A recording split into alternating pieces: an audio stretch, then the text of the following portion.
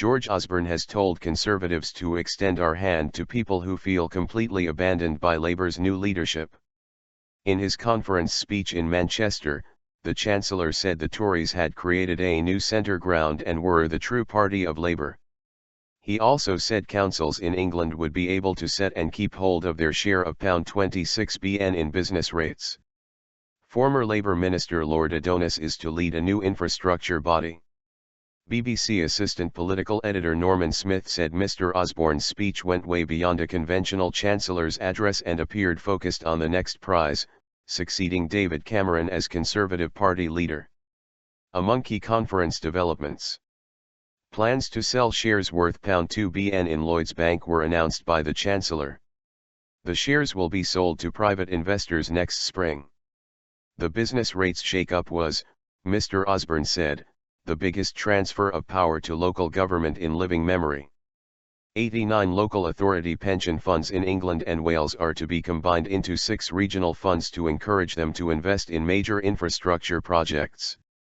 There will be infrastructure investment of £5 billion funded by asset sales with an airport expansion decision by Christmas.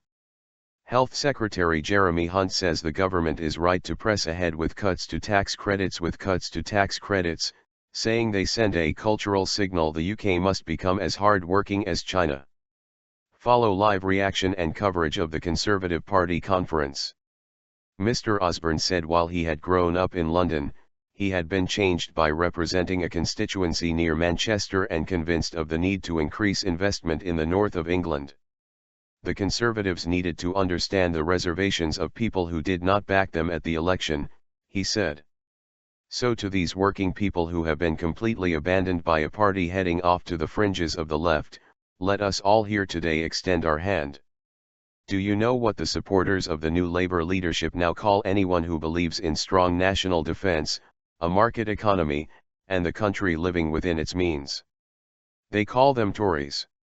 Well, it's our job to make sure they're absolutely right. Mr Osborne, who said the Conservatives were now the party of work, the only true party of Labour, also called for new ways to fund infrastructure projects. His central proposal, which will only apply in England, involved business rates, which are charged on most non-residential properties like factories, offices, and shops.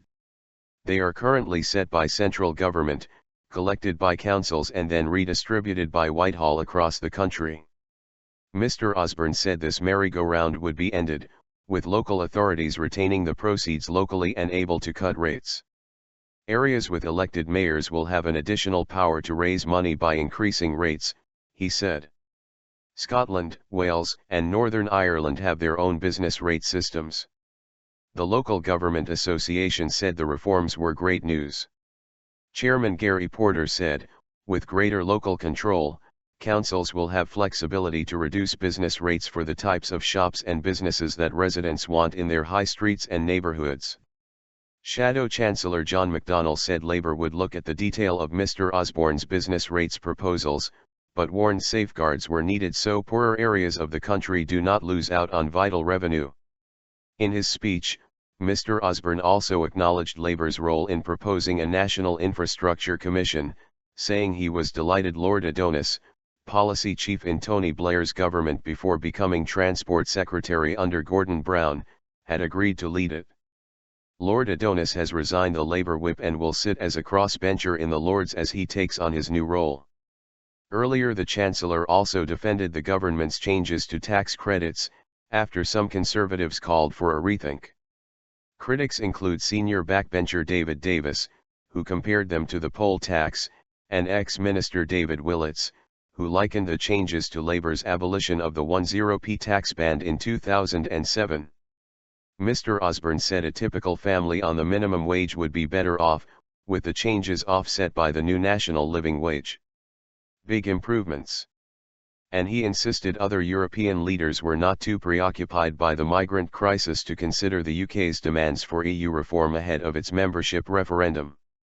I'm not saying it's the only thing they're thinking about, but they are thinking about it, he added.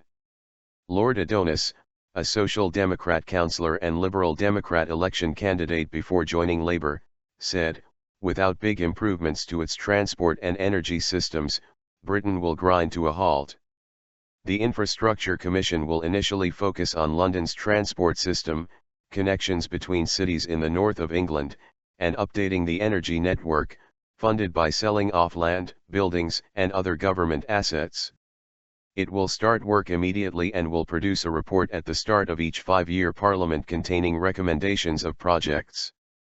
Asked if the new scheme would make it harder for councils and individuals to oppose projects, Mr Osborne told BBC Breakfast there were always going to be people who don't like new building, don't like new roads, don't like new railways near them. But the truth is, if we hadn't built railways in the past, or motorways in the past, that would have been a disaster for this country, and it would be a disaster for this country if we stop building now, he added. John Cridland, Director General of the CBI Business Lobby Group, said, "Updating the UK's infrastructure is critical to sustainable growth and productivity, and we've long called for an independent body to assess our long-term needs.